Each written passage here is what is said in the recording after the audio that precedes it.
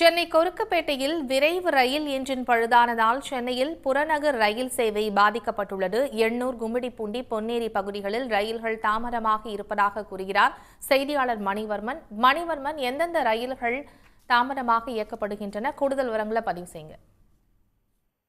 சென்னை கொருக்குப்பேட்டையில் விரைவு ரயில் என்ஜின் பழுதானதால் புறநகர் ரயில் சேவை பாதிக்கப்பட்டுள்ளது.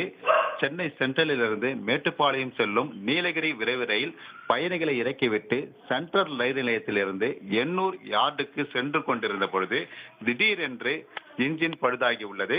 இந்த பழுதான விரைவு ரயிலானது கொருக்குப்பேட்டை வண்ணாரப்பேட்டை இடையே ரயில் நின்றதால் அதே பாதையில் செலுத்தப்படும் புறநகர் ரயில்கள் பாதிப்பு ஏற்பட்டுள்ளது. குறிப்பாக கும்மிடிப்பூண்டியிலிருந்து சென்ட்ரல் வரும் புறநகர் ரயிலும், அதே போன்று சென்னை சென்ட்ரலில் இருந்து கும்மிடிப்பூண்டி செல்லும் மின்சார ரயில் சேவையும் பாதிக்கப்பட்டுள்ளது. 1 மணி நேரத்திற்கும் மேலாக இந்த பாதிப்பு ஏற்பட்டதால் ரயில் சேவையானது தற்பொழுது மிகவும் பாதிப்புக்குள்ளானது.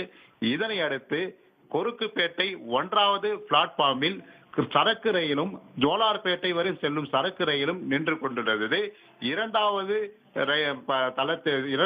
பிளாட்பார்மிலும் இந்த விரைவு ரயிலானது நின்று விட்டதால் புறநகர் ரயில் சேவையானது பாதிப்பு ஏற்பட்டுள்ளது. காலையில் பயணிகள், வேலைக்கு செல்வோர், பொதுமக்கள் தங்கள் ரயில் பயணிகள் ரயில் சேவை பாதிப்பு ஏற்பட்டதால் மாற்று பாதையில் செல்வதற்காக ஆங்காங்கே இறங்கி தங்கள் மாற்று பாதையில் செல்கின்றனர். இதனால் ரயில் சேவையை மாற்றம் செய்வதற்காக திருவொற்றியூரிலிருந்து எண்ணூர் வரையும், எண்ணூரில் இருந்து கும்மிடிப்பூண்டி வரையும் ரயில்கள் இயக்கப்படுகின்றன.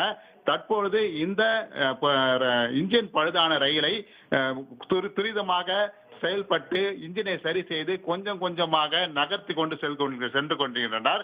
இதனால் தற்போது ரயில் சேவையானது இன்னும் சற்று நேரத்தில் சரியாகும் நிலை ஏற்படுவதாக தெரிகிறது.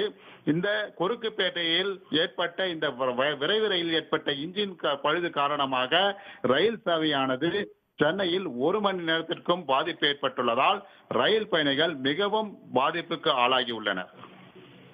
தகவல்களுக்கு நன்றி மணிவர்மன். உடனுக்குடன் செய்திகளை தெரிந்து கொள்ள சன் நியூஸ் பெல் ஐகானை கிளிக் பண்ணுங்க.